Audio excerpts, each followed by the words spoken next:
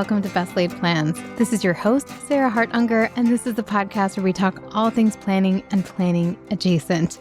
I have a really fun episode today that I recorded with my friend and I'd say partner in the planning and organizing space, Lisa Woodruff.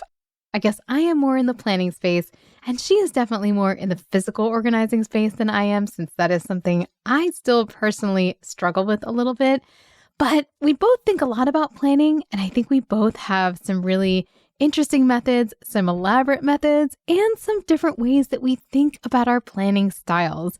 I know that every time I listen to a Lisa Woodruff Organized 365 episode about planning, whether it's how she tables non-urgent things to the end of her week or how she thinks ahead of time about planning a very packed season, I always learn something new. And she just thinks differently about many things, I guess, that there's a lot of ideas out there in this space, but sometimes when they're really quirky and one-off, you might find that they work for you better than some of the traditional ones. So anyway, I just love her stuff. And this conversation is no exception. Her book, Escaping Quicksand, came out just 6 days ago when this ad, so please give it a read. It's all about kind of like her journey out of what she felt like was a deep cavern of suffering and struggling right around the time she turned 40. And I know I have lots of listeners in that age bracket, maybe a little younger, maybe a little bit older. But her journey has been fascinating to me, as I kind of knew a little bit about it even before I reached that age bracket. Now I'm right there too. Well, a little more than 40, but anyway, I hope you enjoyed this episode. I will be back next week with some fun Q&A, and I have some physical planners that are on their way to me for some future reviews. Oh, and by the way, thank you so much for the feedback on the video episode. I really enjoyed doing it. I'm very excited that lots of you enjoy seeing the visuals. So I'm trying to think of what would be the most fun videos to do in the future. If you have ideas of things you'd like me to do on video, please just let me know. Send me an email, sarah.hart@gmail.com. All right, here's my conversation with Lisa. Well, I am so excited to be here today with Lisa Woodruff, someone I've chatted with on multiple occasions about all things planning and organizing and planning adjacent.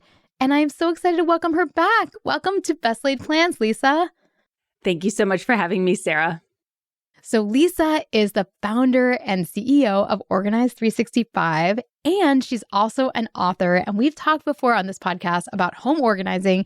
We've talked about dealing with our paper. And today we're going to talk a lot about planning, since I feel like there's a lot of planning wisdom and a lot of unique tactics that Lisa uses that I think you guys will love hearing about, as well as she has a new book for, well, I don't know. Lisa, why don't you introduce what led you to write Escaping Quicksand and like the story that helped you decide to bring this into the world? Yeah, thank you. So Escaping Quicksand is my 6th book. I actually set out to write The Productive Home Solution as the book, and that's what my book agent wanted me to write. And I tried it twice, and I was like, getting your whole house organized in a book is like not a thing. And I thought about, what is the story I want to tell right now? And as I finish up my doctorate and I'm through menopause and I'm in the middle of my 50s now, I was like, the story that I really needed to hear as I was starting on my organizing journey, the year that I turned 40, wasn't more tactical how-to.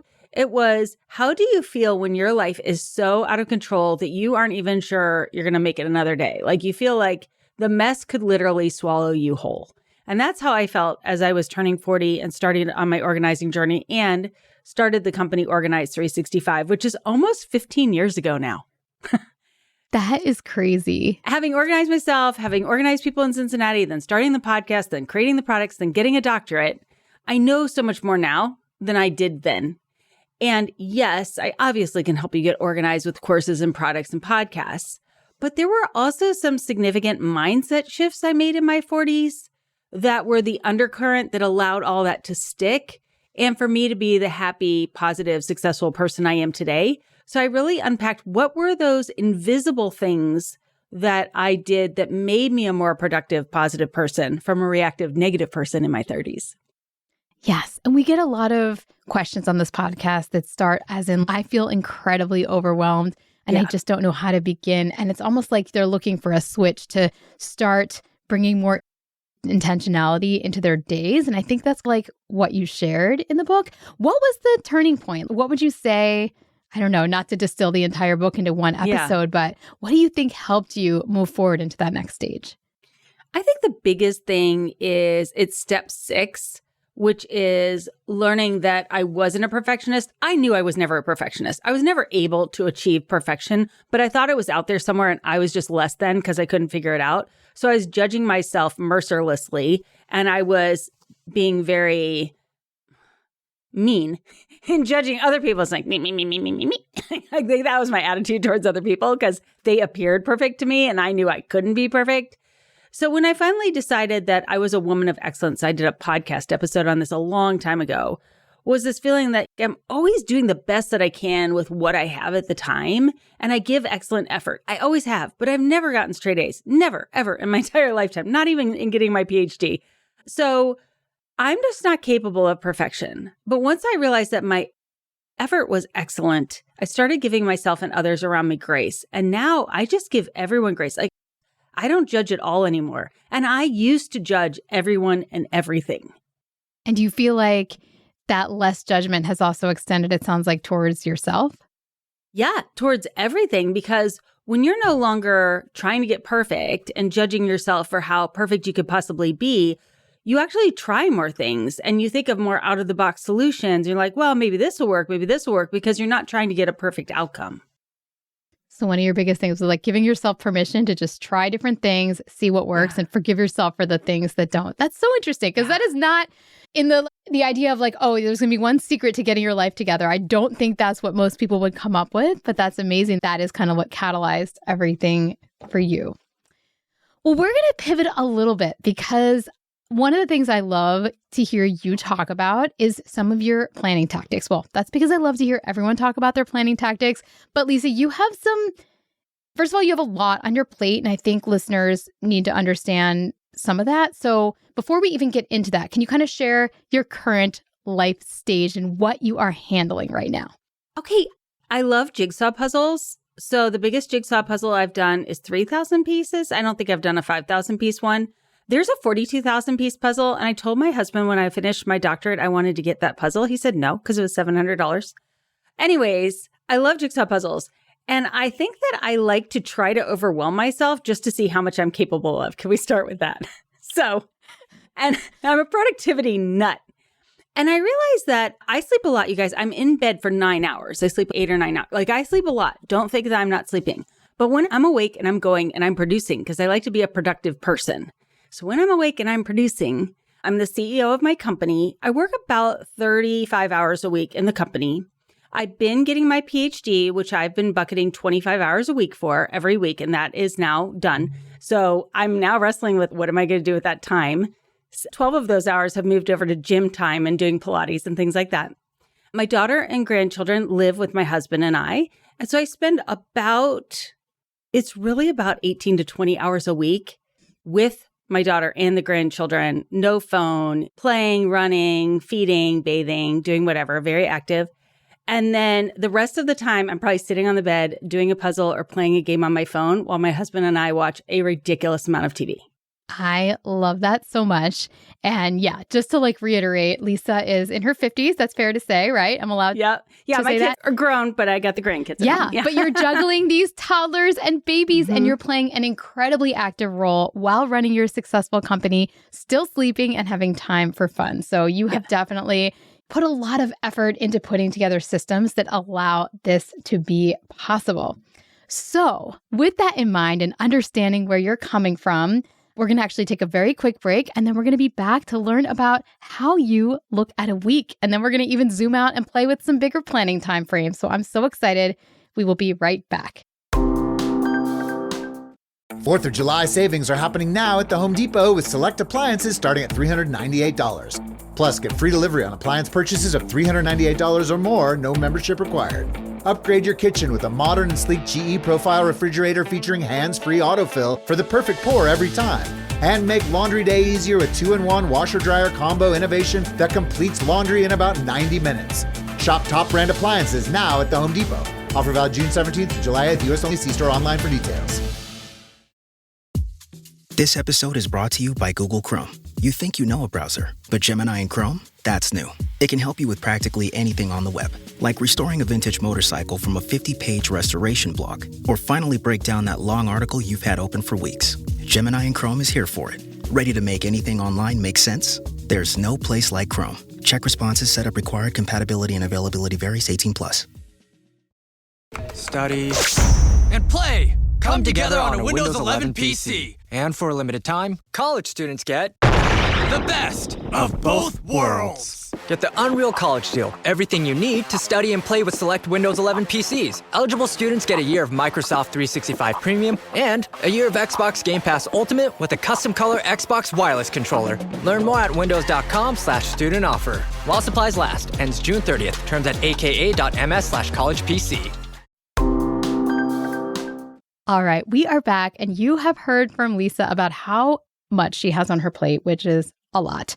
And she does some planning things similar to me, but some very differently. And she had a recent, I'm going to have to link to this in the show notes. It was a fantastic episode that was about the filters she uses to look at her week, which, yeah, I found very exciting. And I think many of you will too. But can you give us a version of that when you are looking ahead at the next 7 days? Well, when do you do it? And what are your steps? Okay, yeah. Okay.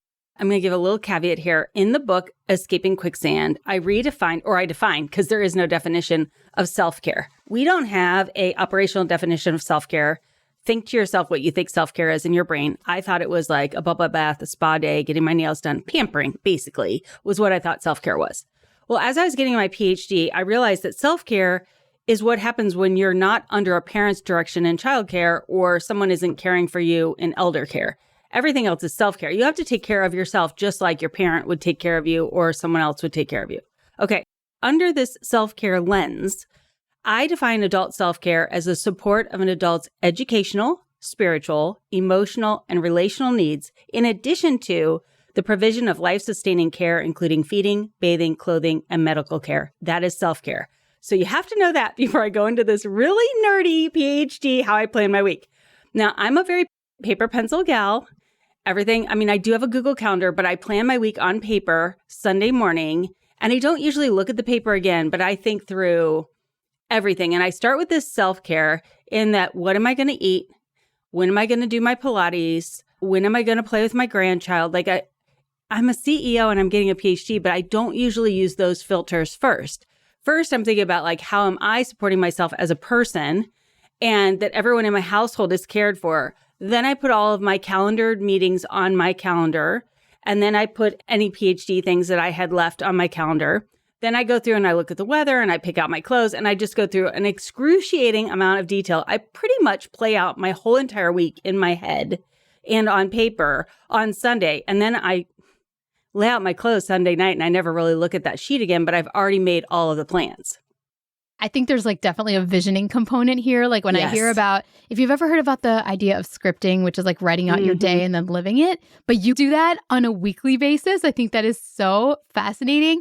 And people joke, I think there's a famous saying, something like, the plans are worthless, but the planning is everything. And I feel like your session is exactly that. Like you're spending so much time thinking through all these moving parts. You're putting yourself first, which is, again, very countercultural. I agree with you. Most people are like, when are my work meetings? Where are my big projects? What does everybody else need? What's already scheduled? Oh, okay, let me fit my workouts around that.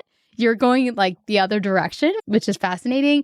And just also the fact that like, for the most part, like your week is fairly spoken for. Now we're going to get the inevitable question. What happens if something has to shift? Okay, so I do have something on, this is like a tier. So I've created these office supplies. Organized 365 is an office supply store and it's a school where you can get courses and stuff. So everything I use, I basically have created and now I manufacture. So on there's like a top 3 for the day. And I never have 3. I usually have a top 1 and sometimes I have none. So it's very much, I'm not a completist in that way.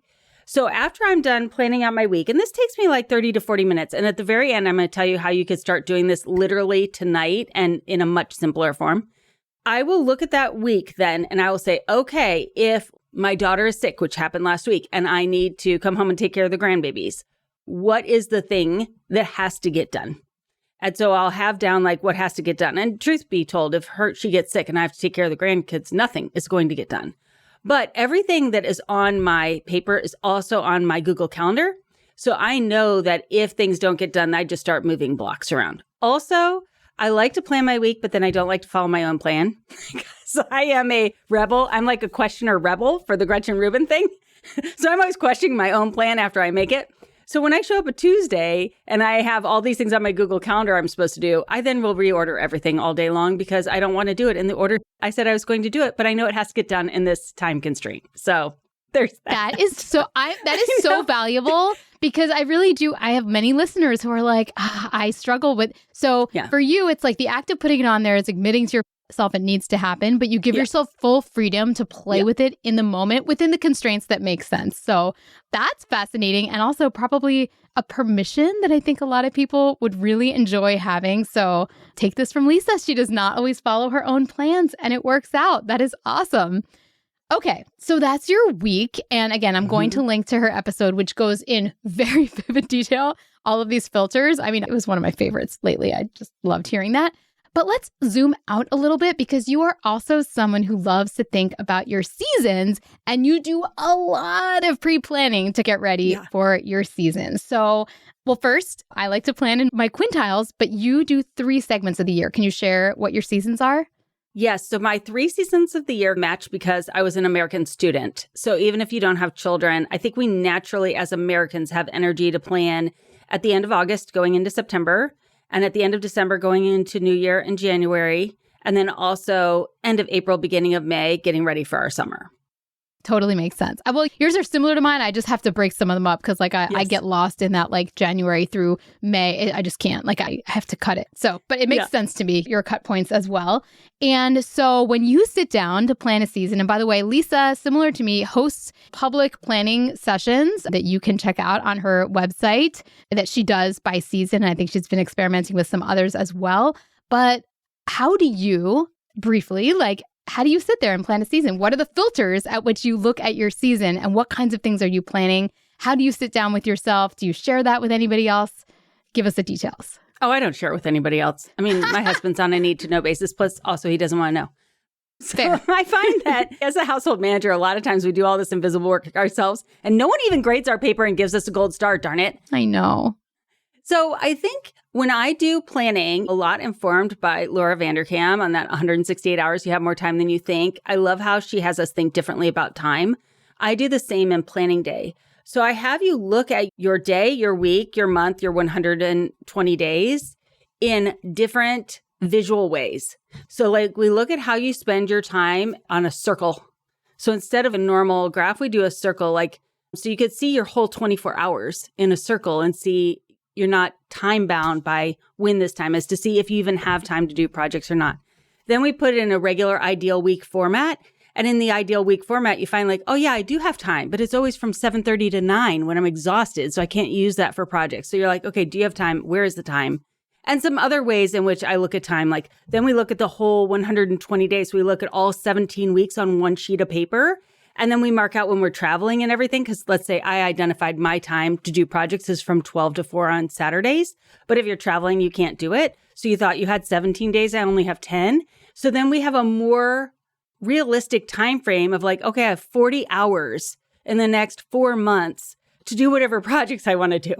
And that is defeating. But also it helps you realize why you're never getting any progress done. And how we could be a little bit more focused and really use that whole 40 hours and get something done, then we can really gain this momentum.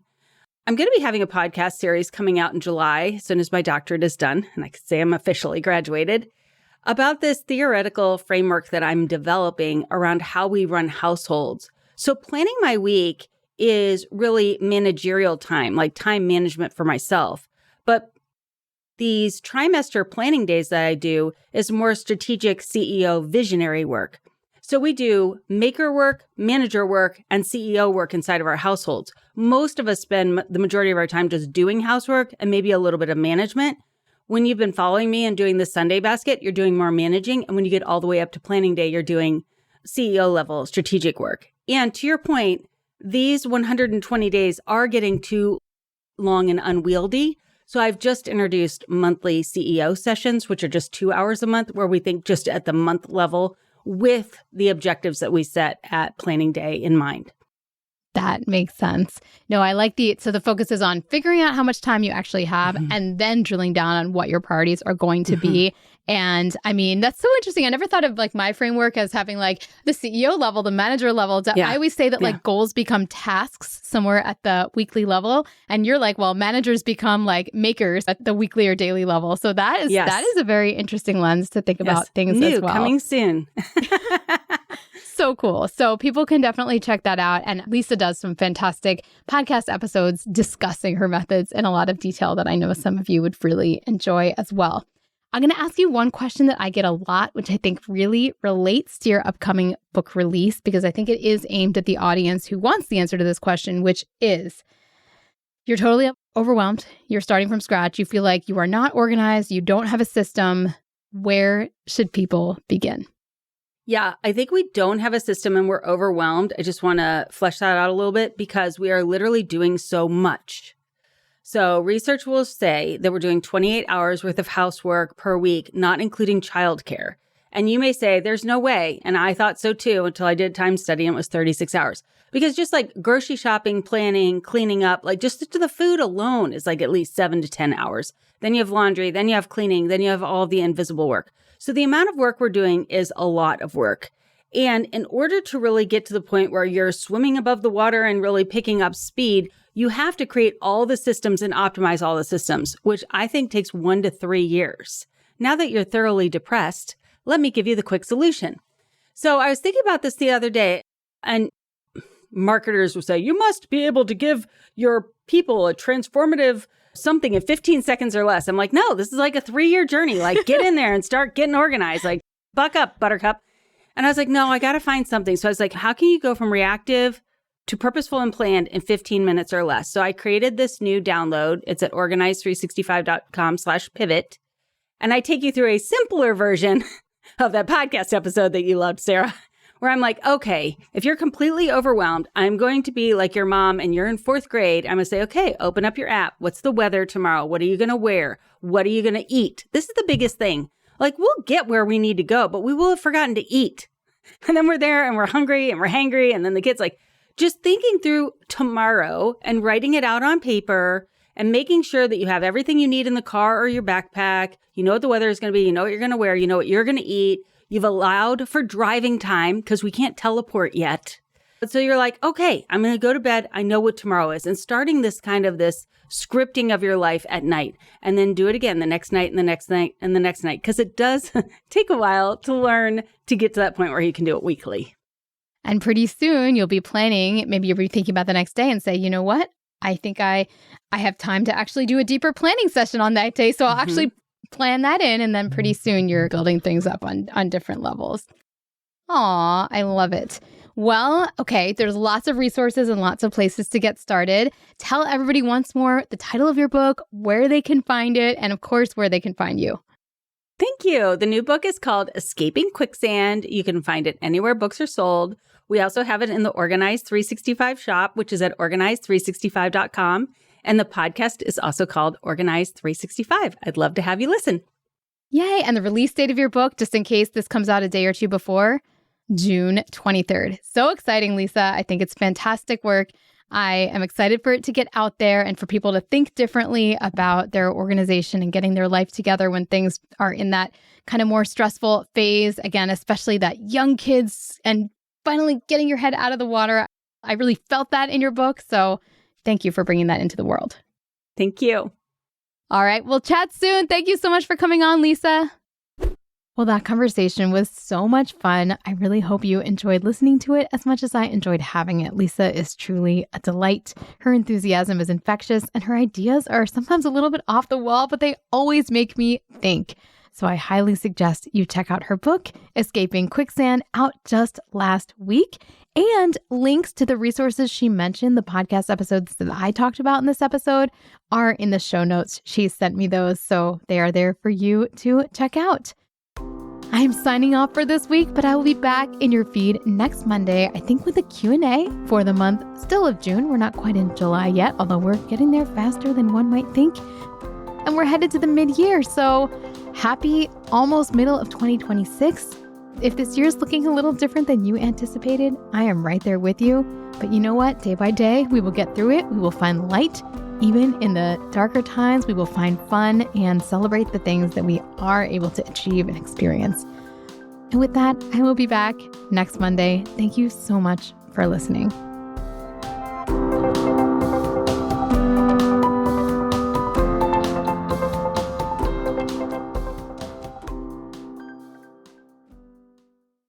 This podcast is part of the Sound Advice FM network. Sound Advice FM, women's voices amplified.